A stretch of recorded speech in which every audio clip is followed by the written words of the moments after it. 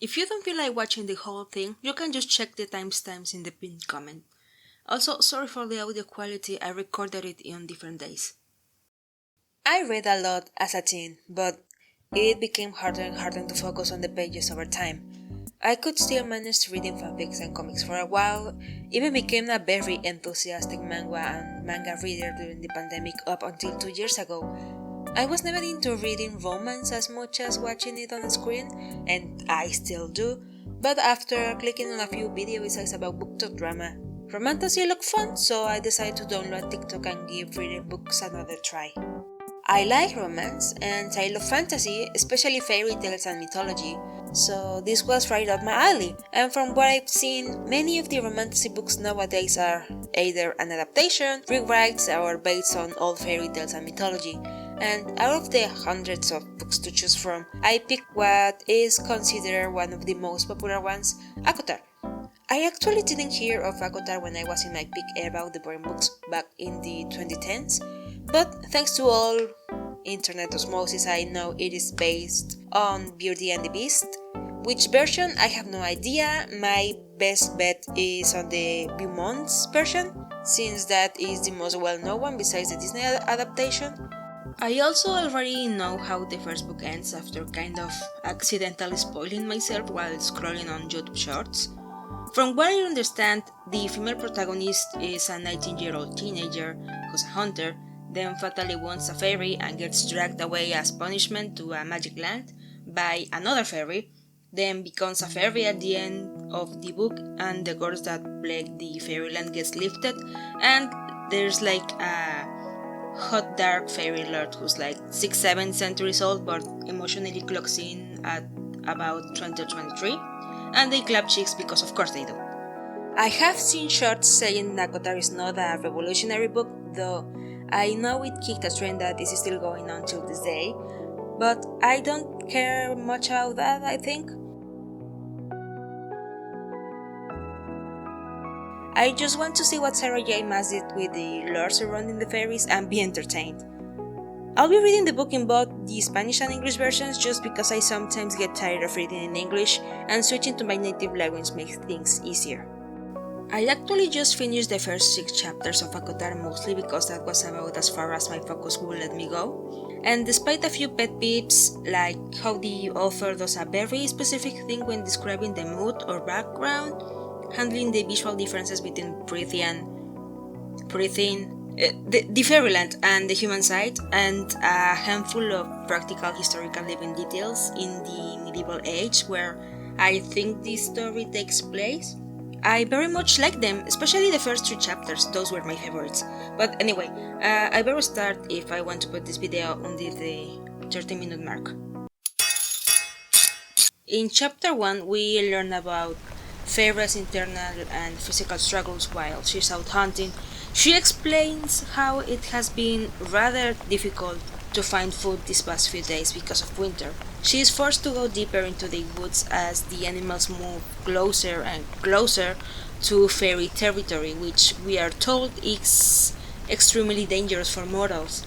Even so, she keeps going with what little daylight she has left, despite her limbs hurting, risking frostbite, and being so malnourished that it feels like she could pass out at any moment.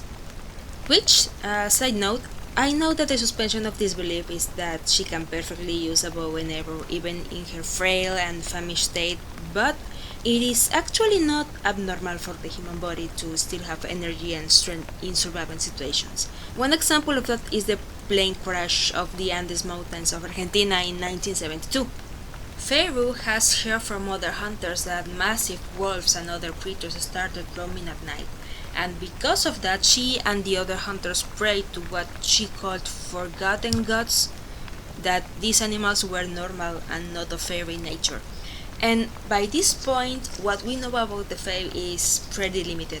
They live beyond the wall in Aloncar Prithian. There's deep animosity between them and humans because of past physical altercations. They are terrifying enough to scare grown men, and there have been recent Fae attacks on nearby villages. And all of these preconceptions are probably going to be turned around or end up being false once she inevitably goes to the other side of the wall That is what these kinds of stories of us versus them go down. Or maybe not. And if that does not happen, I will be genuinely surprised. But Feyre is more concerned about not going back home empty-handed, because 1.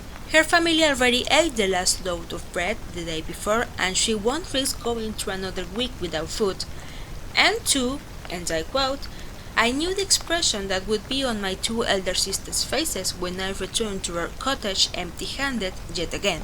We don't properly meet the family in chapter 1 besides her mentioning them, and when I read this part I thought if this was following the Beauty and the Beast formula, then the sisters was probably going to be unpleasant, either demanding and bossy because Feyre is the youngest, or simply unwilling or unable to help her hunt or do anything in the house.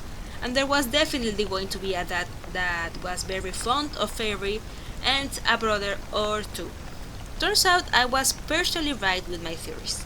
So, she jumps down from the tree branch she was on and then hides behind a bramble bush to wait for literally anything that passes by. Her hands and feet are completely numb due to the cold by this point, but she still allows herself a moment to appreciate the scenery and briefly recalls the times when she used to imagine her sisters married off, the cottage left to her and her father, and finally having enough food and money for paint. There's like a mention of a guy named Isaac who, by how it is worded, she has some sort of situationship with and uses that to blow off some steam. But those moments are not satisfying enough for her to remember them fondly, and it's barely a paragraph with 2 lines. Then she spots a female deer, and while salivating, Feyre is already calculating how they could feed them for over a week, how the hide could be sold or turned into clothes, and well, she is hopeful for a very brief time. This is also where we finally get the sisters' names, Elaine and Nesta. She doesn't say much about Elaine, which I think is the second eldest, but the few words she uses to describe Nesta paint her as an envious person, or at least in Feyre's eyes, she is a very envious person. There is also no mention of a brother, so there goes my other theory. But before she could do anything else, one of the huge wolves that the hunters were talking about before suddenly stepped out of the bushes next to her. So Feyre immediately panics and notices that the animal moves with too much stealth for a creature of the size of a pony, and she wonders if this is from maybe Prythian. And well, a reasonable person, a reasonable, sane of mind, and probably more healthier person would leave immediately.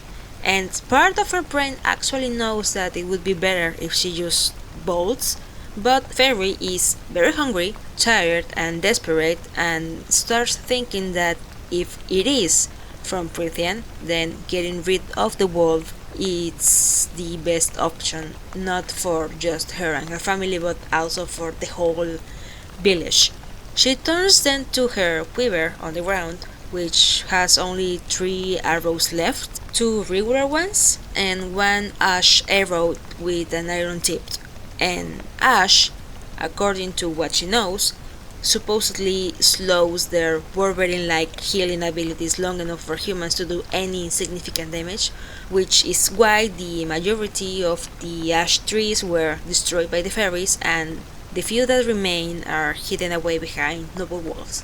She takes the ash arrow and to steady her nerves, she tells herself that it's just a normal animal, and reasons that if the wolf is in fact a fae in disguise, then it's better to end it now, and if it's not, maybe the wolf might make a sound, the deer runs away, and she ends up alone with a big starving wolf. Either way, she will have to shoot it, cause running is out of the question now, because there is no way she will be able to outrun the animal. So when the wolf lunges for the deer, she fires the kryptonite arrow and pierces its side, then she shoots a second normal arrow to its side just for good measure.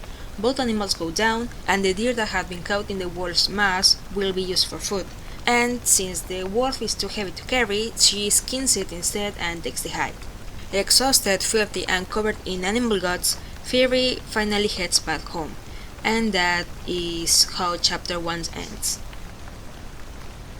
In chapter 2, we are shown the very unstable dynamic Feyre has with her family and the different ways each of them has been coping with the falling from a comfortable life into poverty after a decade.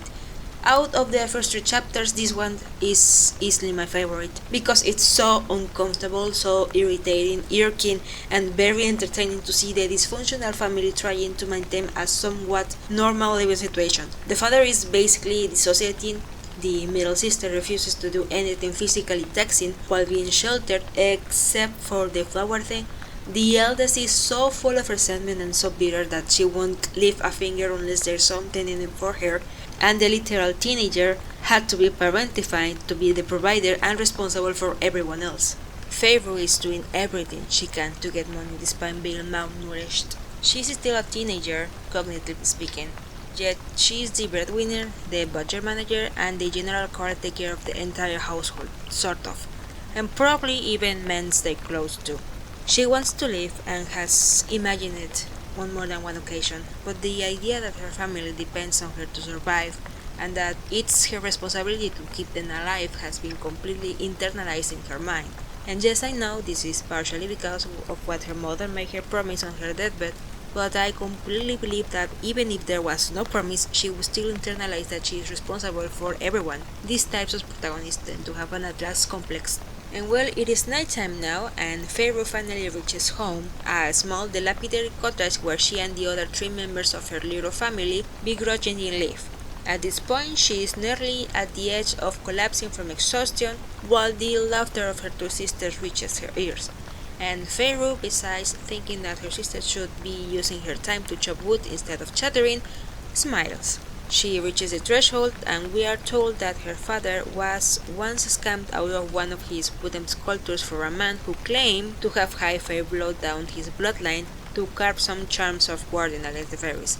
And Feyre explains that she did not have the heart to tell him that they were fake out of pity, since her dad could not physically do much for them, and also that mortals do not possess any magic, which I just know that a human will end up using magic at the end. This is foreshadowing. Inside the house, Elaine, wrapped in a very warm blanket, is the first to notice Feyre entering, which immediately disproves my idea that Feyre mends their clothes.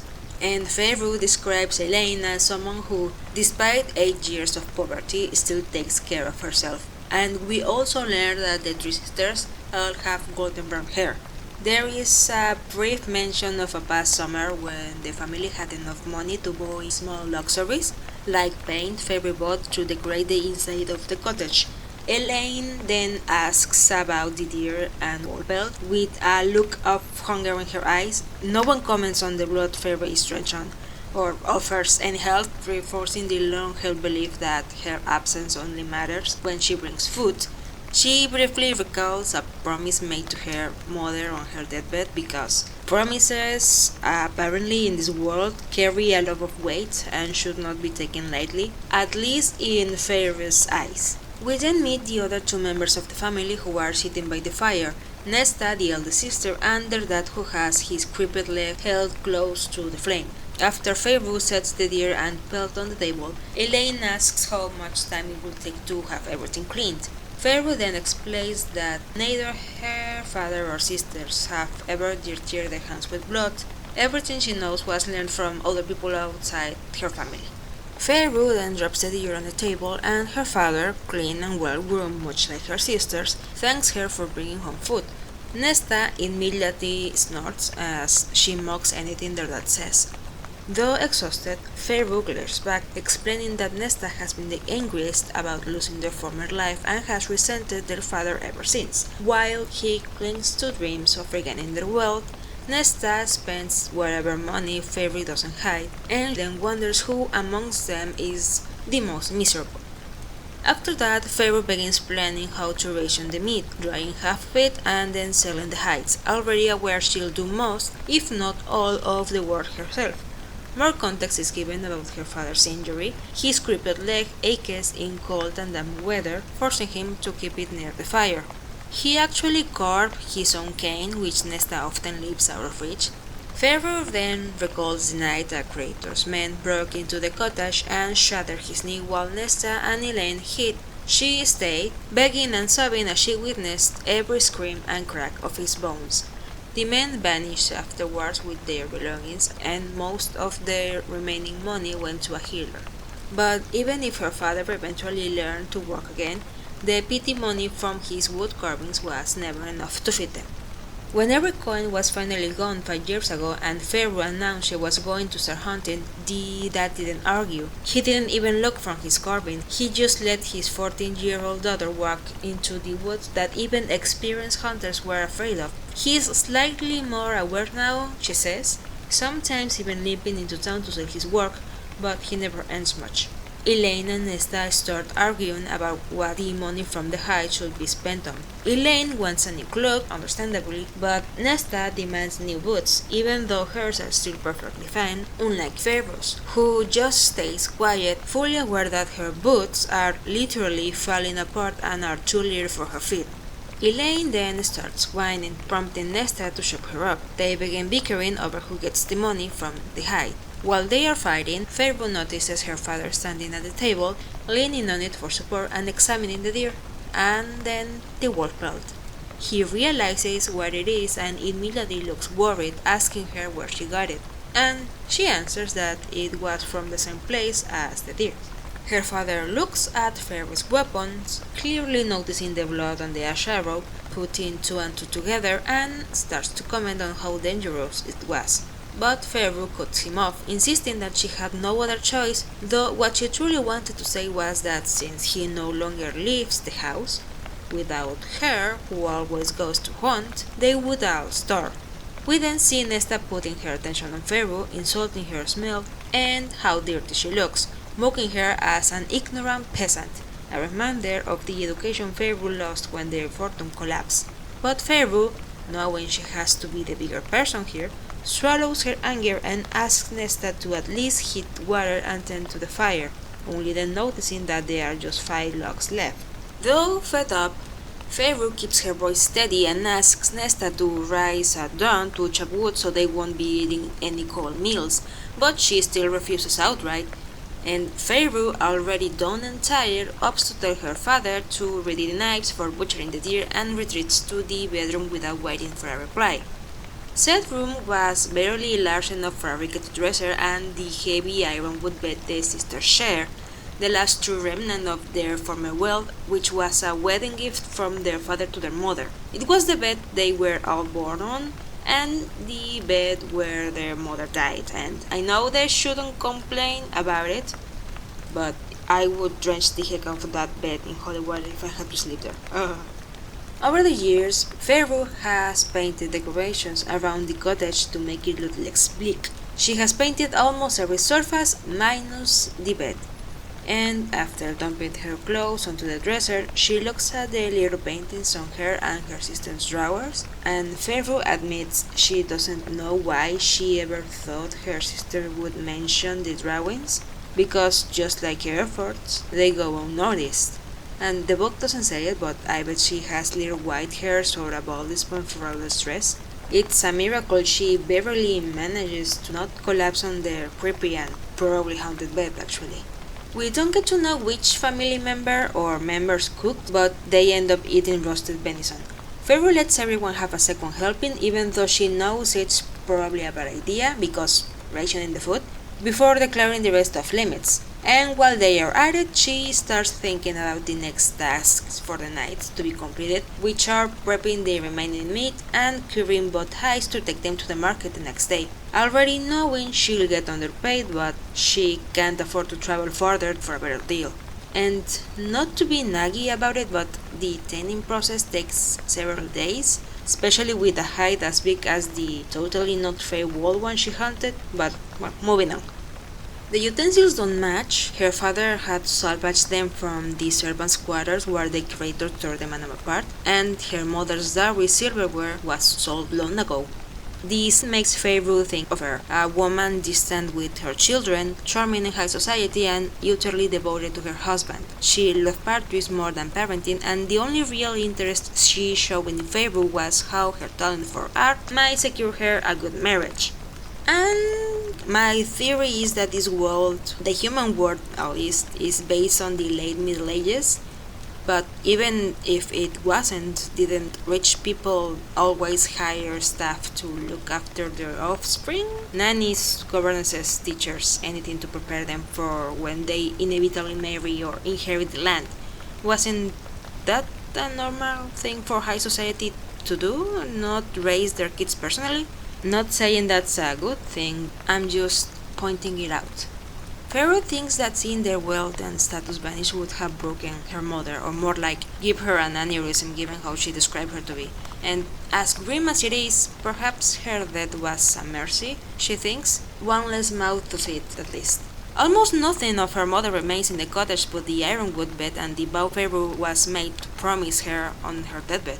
And whenever she thinks about leaving, understandably given the situation, that promise echoes in her head. Stay together and look after them. Which is a wild thing to say to a 8-year-old in your final moments, and she was too young to question why she asked her and not her father, the adult at the time, or her oldest sisters, but she already swore it and sometimes she hates her mother for it.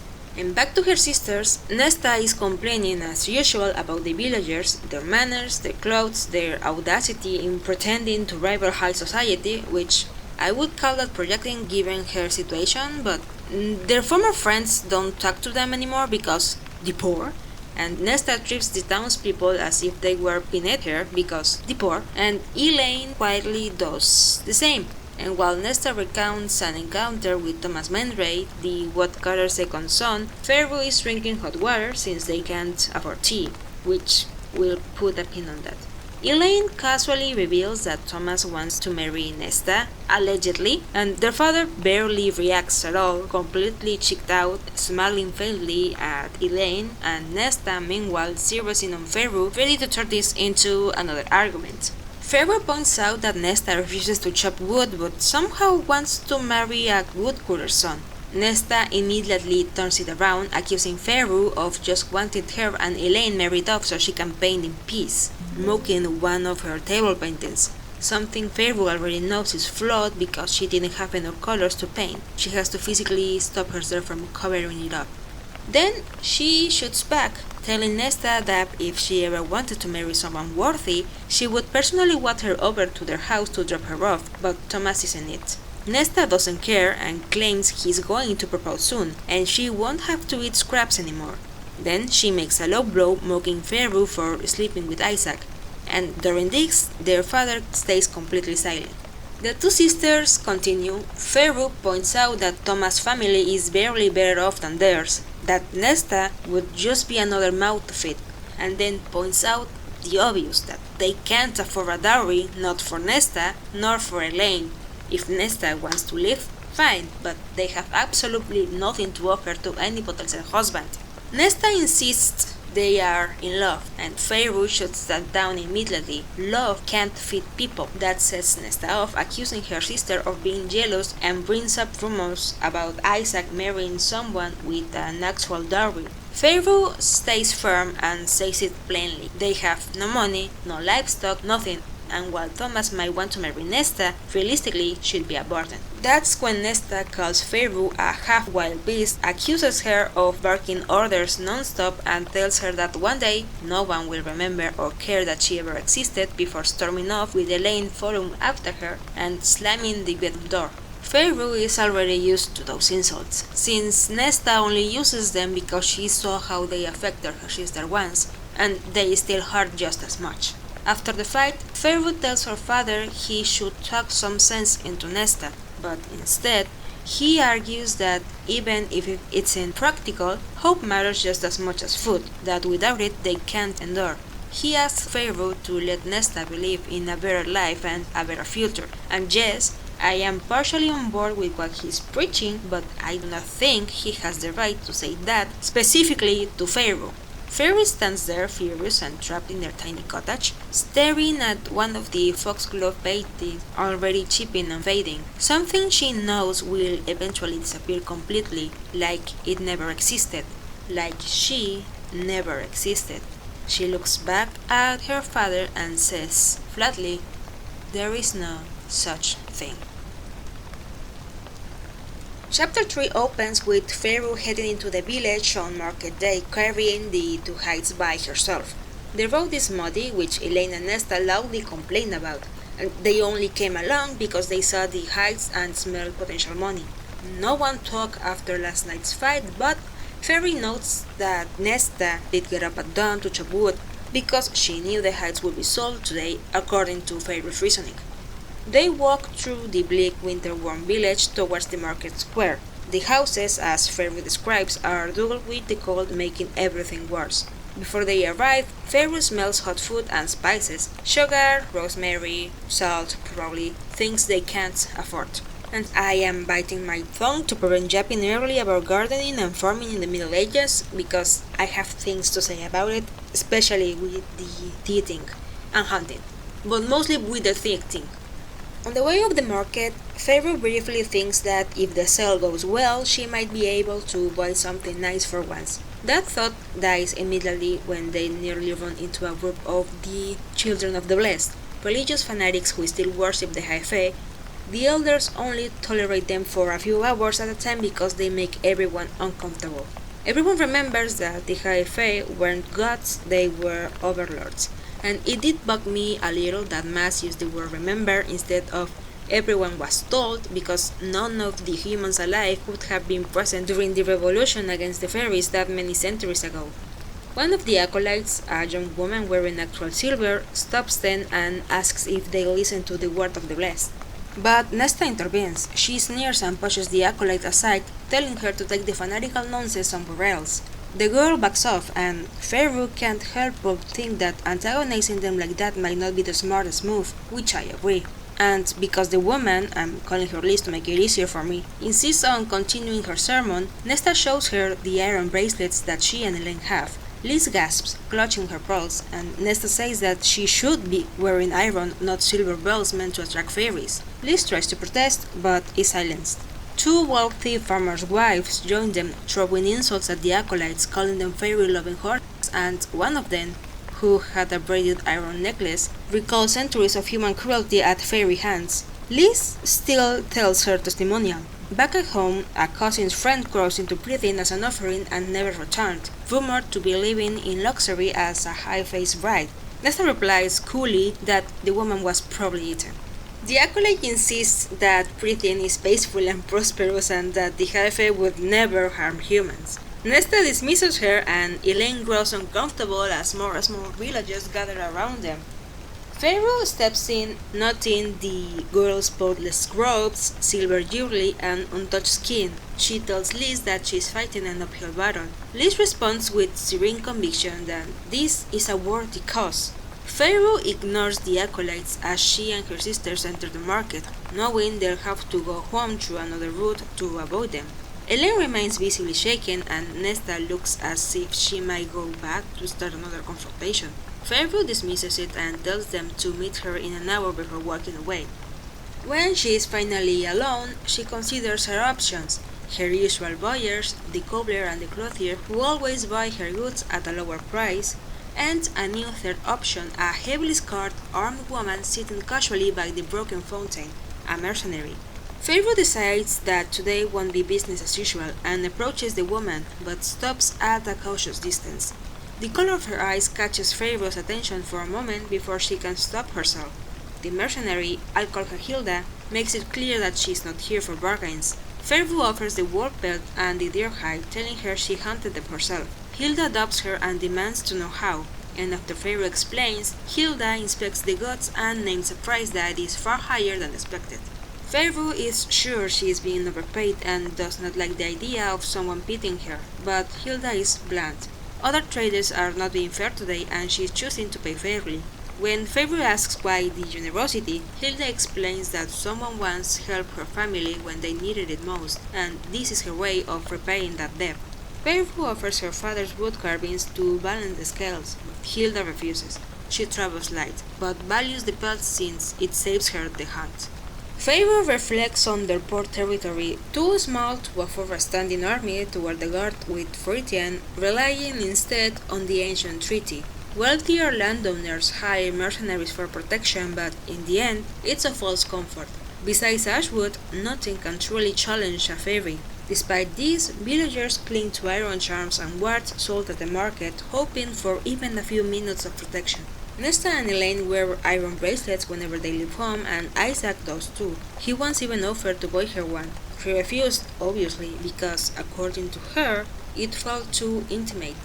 A reminder of the situationship they had, meaning she has attachment issues and finds it hard to open up to other people, ask for help, and talk about her emotions. I wonder why. Hilda pays for the pelts, immediately drawing her sister's attention. Feyre thanks her, mentally preparing herself for her sister's demands. Before leaving, Hilda wants Feyre not to go deep into the woods again. Worse things than wolves have been sleeping through the wall, she says. The warning makes Feyre consider fleeing south with their family. She thinks of humanity's past, enslaved by the High Fae, forced to build their temples and cities until a brutal rebellion broke out across the world. The war ended only when 6 mortal queens forced the treaty with the fairies, and after that the world was divided, magic and immortals to the north, fragile humans to the south. Hilda admits no one knows what the Fae are planning. A nobleman she guarded fled after a Martax crossed the wall and slaughtered half a village, and the High Fae, she says, are far worse. When Feyre asks if she has faced other fairies, the woman reveals scars from a poisonous bite that nearly killed her and still threatens her life. Shaken and sickened, Feyre thanks her. The mercenary wishes her luck as Nesta grabs her and walks away. She warns her younger sister to stay away from mercenaries since one once robbed her and Elaine. Feyre recognizes the red concern and presses, but Nesta shoots her out, instead pointing to Isaac waiting across the square. He had become Feyre's first and only lover through small talk and shared loneliness, but what they had could not be called love but relief, fleeting closeness. In Feyre's eyes, obviously, it's clear that Isaac has some affection for her, but he's only a prop for the story, so Feyre has some smut experience, so... She kept saying that there was no love between Isaac and her, yet knowing he would soon marry leaves her hollow. Still, she would never ask him to stay. Isaac sees her and walks away to the barn outside town, Feyre says. Nesta, seeing this, comments on protection, but Feyre cuts it off quickly.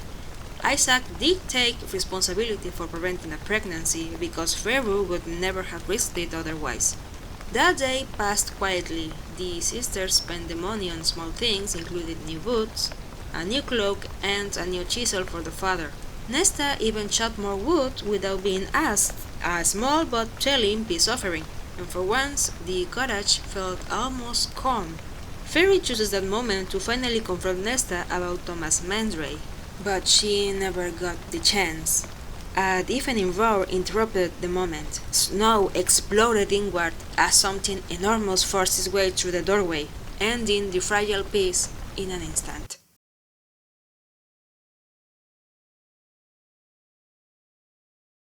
I don't know about the rest of the saga, but at least in this first book, both in the English and Spanish versions, the prose is very high school level. Not necessarily surprising since it was originally marketed as YA, though considering the explicit content, I still question that decision. As of 2023, the ACOTAR series was officially relabeled as New Adult, which makes more sense. That said, I have my own issues with the YA label, but that is a topic that needs its own video. My main pet peeve, though, isn't the prose per se, but a very specific stylistic choice Mas makes when Feyre describes a place, mood, or her thoughts. She often stacks descriptions using "and" repeatedly, without commas. Phrases like "a marvel of muscle and speed and brute strength," or "that coat of charcoal and obsidian and ivory." It happens a lot, at least one per chapter. I want to assume it's intentional and meant to reflect Feyre's voice and not because that is how Mas writes. It just doesn't do it for me, but that's a more personal preference than objective criticism. As for the lore, it does a decent job of introducing what the Fae are and the history of the world. Personally, I prefer when fantasy reveals less upfront and leans more on showing in the first chapters when it comes to the magical aspect. We get enough information to understand the humans' views on the fairies, and what we learn is the result of centuries of oral tradition and prejudice. And once we get transported to preteen, a lot of what Feyre thought was common knowledge gets shattered. most of it by Lucien. On the positive side, I really like how Mas does dialogue. Each character has a very distinct voice and I never struggle to tell who was speaking. Their dynamics are very entertaining and honestly I sometimes prefer the dialogue sections over Feyre's narration. Not because the narration is bad, in fact it reveals a lot about Feyre as a character, but I just find her style a little saturated. I don't have a better way of describing it, it just feels like that to me. Overall, I don't have much to say about the technical structure beyond that. I'm still getting back into reading regularly and I don't feel experienced enough yet to deeply critique the technical mechanics of a novel. I'm like 84% sure Mas just used a very generic late medieval setting for Pharaoh's village, but I still found the little bits of information we get about the place very interesting. So I'm going to talk about those for a bit because this is my video.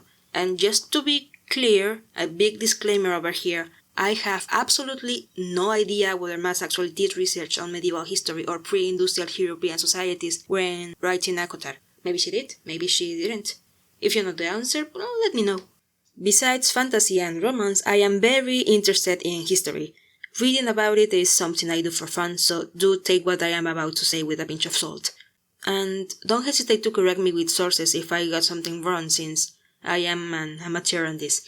There were a few things Mas described about Pharaoh's village that I wanted to research just cause I got curious, but if you are not interested in this section, just go to this part of the video to hear my conclusions.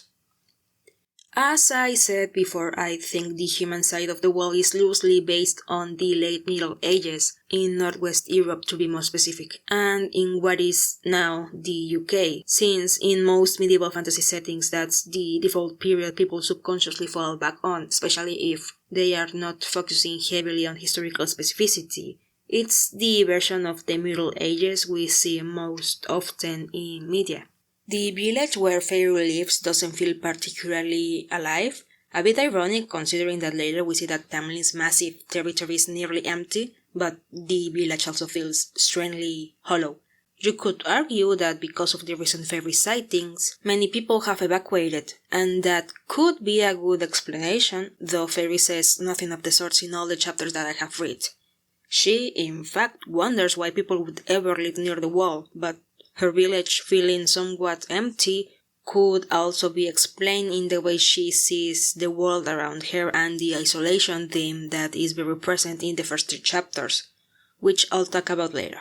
You know, like a liar. One of the details that piqued my interest was the comment in chapter 13 about how Nesta and Elaine disapproved of the little school at the village. Historically, literacy amongst peasants in small northwestern European villages during the Middle Ages was very, very limited. It considerably went up later in the period, but it was still not the norm. Education was practical rather than theoretical. Farming, hunting, fishing, carving, forging, household management, or any family trade like cobblers, bakers, bowyers, fluters, or butchers. Most people were generalists when it came to skills for day-to-day activities, and knowledge was passed down orally and through observation and mentoring. Since paper or parchment was very expensive at the time, many things before the Industrial Revolution were very expensive and laborious to make, actually. There were also something called parish schools, usually run by local churches, where children could learn to read and write religious texts. But Feyre mentions early on that whatever gods they once had are now forgotten, so it's safe to assume formal religious education probably isn't a thing. And even historically, most of that limited schooling was aimed at boys. Girls' literacy lagged behind, though there are records of some attending parish schools or informal schools run by women in their homes, and by the 15th century, elementary schools were becoming more common in villages, but they still offered very basic teaching. Even with rising literacy rates, peasant schools were nowhere near at the level of education available to nobles or wealthy merchants. So, considering how classist Feyre's sisters are, especially Nesta, it makes sense that they would look down on a small village school and refuse to let her attend, something that proved to be very detrimental to Feyre's literacy and social development. There is also my theory that Feyre was not allowed to go because, besides classism, it would mean she would waste precious time outside the house instead of hunting or working. Adding to that topic, I also investigated how daughters of merchant families were educated, and besides probably sometimes sending them to a convent with the nuns, the main objective was making connections. Being well-read, well-spoken, and well-mannered was very important if you wanted advantageous marriages and business alliances.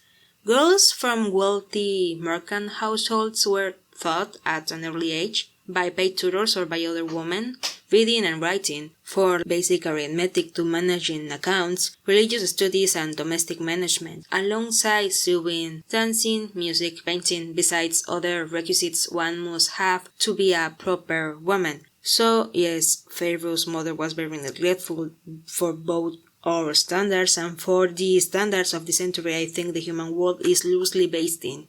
And historically, many villages and towns were part of a manor under a lord's authority, meaning a knight, baron, bishop, count, duke, wealthy merchant, etc. That land was usually given to them by a monarch.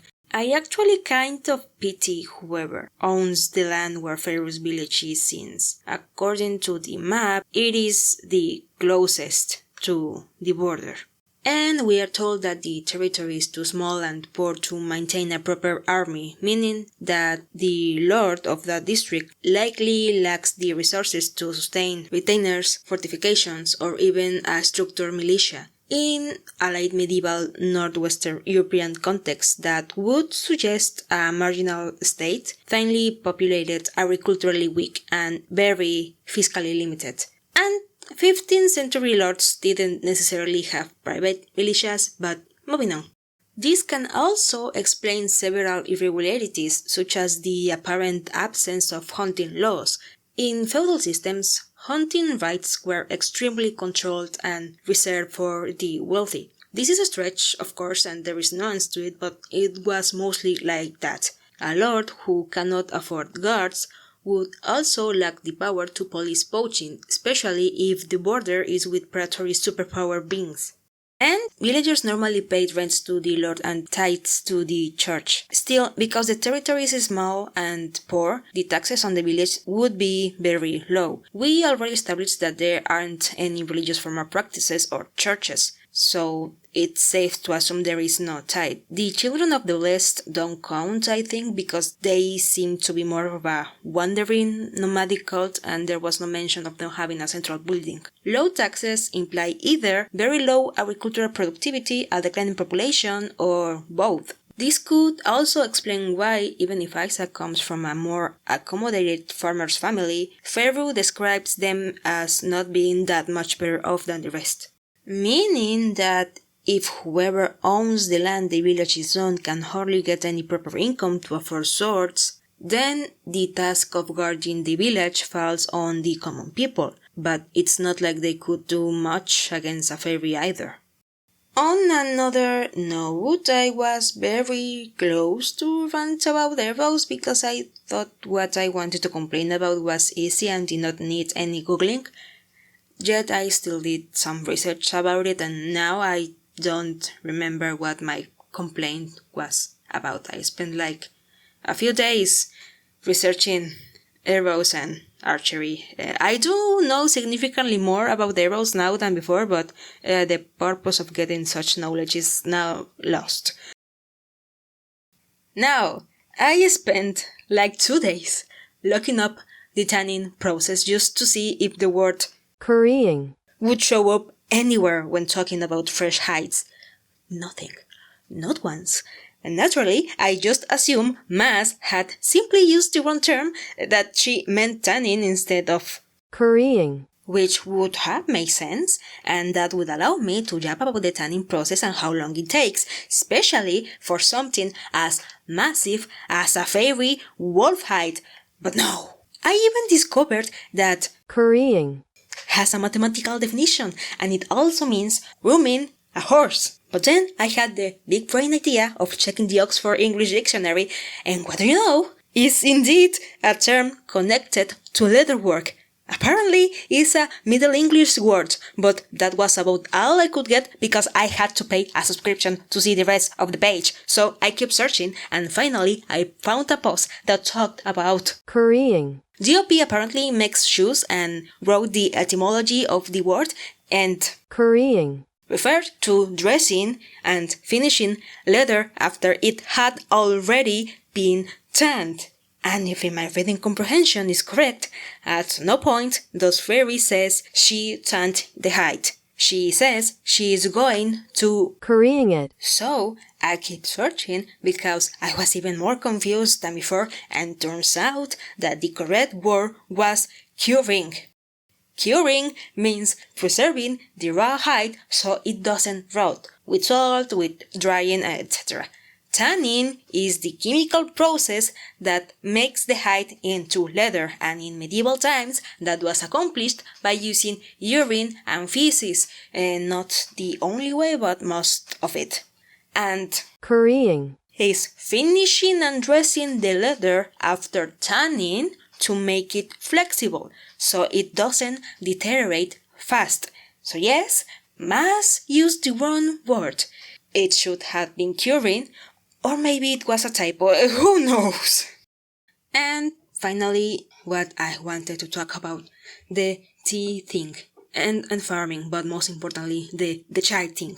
In the story, Feyre is the only one who goes out hunting. She risks her life every day, becoming from an early age the household's primary provider. That shift in dynamic puts an enormous amount of pressure and responsibility on her. She ends up stepping into a father figure role while simultaneously maintaining the position of the youngest child, which comes with its own line of problems, especially with Nesta. But the more I thought about it, the more one question kept coming up every time I reread those first 3 chapters for this video. Why hunting? Or better yet, why only hunting? Historically, before the Industrial Revolution, especially in places like medieval England, rural communities were built around farming and not hunting. Most villages used an open field system, large communal fields divided into strips, shared pastures for animals, and designated plots for each family. Boundaries weren't always respected.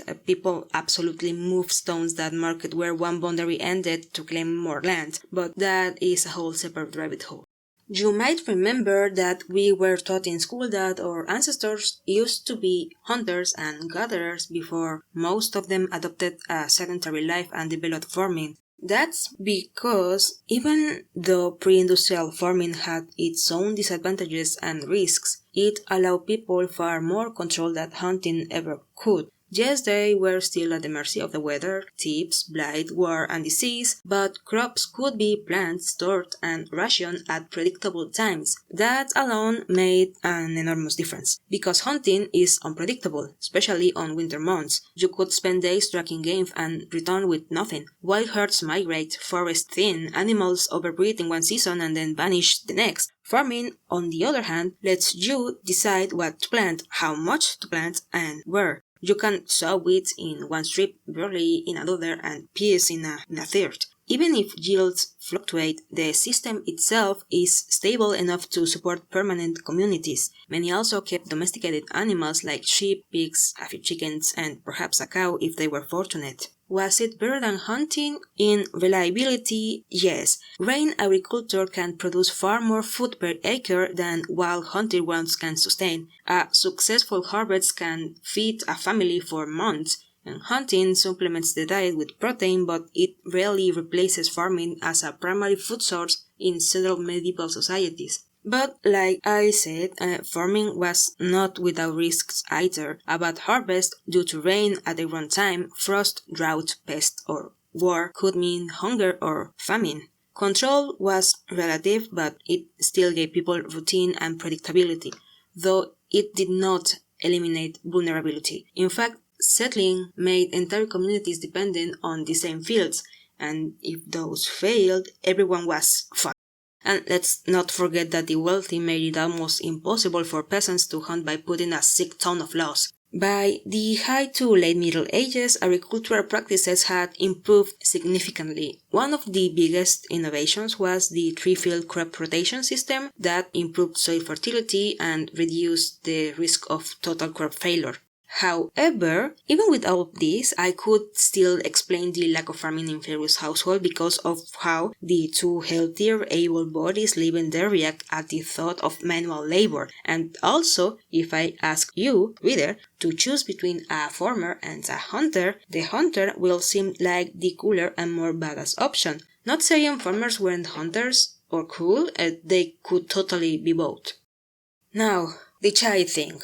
Before actual imported tea became common in Europe, and I am talking about the leaf, the actual tea leaf, people drank infusions and ale, a lot of ale, since it had nutrients and was often safer than untreated water, which could give you dysentery. In medieval northwestern Europe, common herbs for infusions included chamomile, sage, thyme, yarrow, elderflower, mint.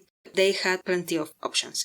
Humans in general did all sorts of things to add flavor to their food and drink, no matter the social status, and besides vegetables and grain, they grew herbs for cooking and medicinal purposes, which many of them are perennial.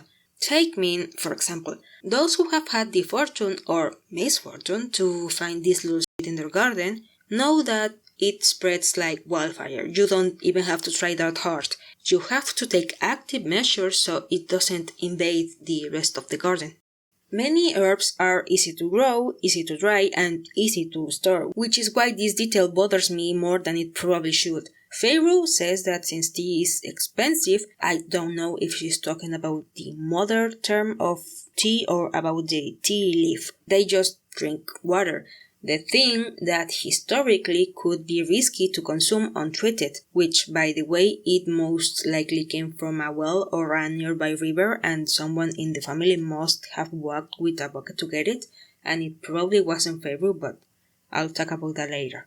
I can accept the lack of farming, I can accept the illiterate thing, but you cannot convince me that a formerly wealthy merchant family would resign themselves to completely flavorless food and drinks when backyard herbs are right there. I mean, if they ate roasted venison, they must have some sort of cooking oil stored somewhere or they used the tallow of the deer. Either way, it shows that they like flavor. And you know who I absolutely believe would have a little storage of herbs somewhere in that house? Elaine. Like this is the permanent headcanon that I would not let go of. If she is willing to garden, she has the skills to grow mint in a pot. Maybe chamomile, just one little herb plant to use for tea or seasoning. I know this is a weird hill to die on, but I will hold my ground and you cannot change my mind. Now, I did come up with a possible in-world explanation as to why they do not seem to know the concept of growing their own herbs. Maybe the family only ever considered real tea to be imported tea leaves and nothing else. No chamomile, no lemon balm, no cinnamon. Just the expensive kind. Rich people do tend to have oddly specific habits and hobbies because they can't afford them. So maybe even in poverty they refuse to downgrade to herbal infusions out of pride. Am I completely convinced by what I just said? No, not in the slightest, but it's the best theory that I've got so far, and if anyone has a better one, I'm open to reading it. I mean, the tea subject is something that Mass clearly did not care about, and maybe I am just wasting neurons. Or maybe she wrote the "we are so poor we cannot afford tea" thing, even if that would be one of the most basic stuffs to have, because she just wanted to emphasize how miserable and poor they are. I'm actually enjoying this story so far, and I know that my teenage self would have loved this too, and I think I now understand why ACOTAR caused such a big shift in the romantasy genre about a decade ago. Neither Feyre nor Tamlin as character concepts are entirely new, and the overall premise probably isn't either, though I'm not very familiar with the modern fantasy, romantasy Feyre stories, but it has its charms, and I enjoy seeing Feyre get put through shenanigans, and I just want to put her in a box and just shake it. And I haven't even jabbed about the characters yet, like the family dynamics are very interesting and Feyre has the responsibilities of the father figure while still being treated as the youngest child, as I said before. Her father, I'll call him Mike, occupies a more passive maternal role. Nesta is interesting because she embodies a sort of judgmental, intolerant, feminine and spiteful maternal image in Feyre's eyes while still having the role of the eldest daughter, and Elaine, despite being the middle child, gets treated like the youngest and most vulnerable, which has probably made her very complacent and used to let others do things and make decisions for her. And then there's Nesta's superiority complex, Mike's more than apparent depression, Feyre's inferiority complex, which becomes even more noticeable once she crosses the wall, and how she antagonizes everything and everyone in the Supreme Court as a defense mechanism. And though I do want to add, a fantasy story, especially one not set in our world, doesn't need Tolkien levels of world building to be good. Not every book needs invented languages, centuries of fictional history, or hyper-detailed cultures built from scratch, even though they are fun to think about. I completely stand by that. High fantasy is not the pinnacle of fantasy. But I also think that when you are creating a fictional story of any genre, some research can go a long way. You don't need perfect historical accuracy, it is fiction after all, but the real world is full of fascinating traditions and little details that can make any story more interesting. If you are drawing inspiration from another culture, social structures, illnesses, animals, disabilities, or daily life, even 1 or 2 days of well-thought research can make this setting feel much richer, and there has to be some level of respect too in most cases. I know that Mas took inspiration from Celtic myths to create her fairies, and I admit that I have no idea what kind of research she did on that, and I might never know for certain. I can just hope to find something cohesive and enjoyable as the story goes on. But, well, we'll save the character jab and a few more history facts for the next video. Hopefully that one will be ready in less than a month and not 3, and ideally before Mas publishes her next 2 books. If you have thoughts about anything I mentioned, feel free to leave a comment. I'm very new to this kind of analysis, so I'm sure there are weak spots in my reasoning. Take care, and I hope I at least entertained you. Adios!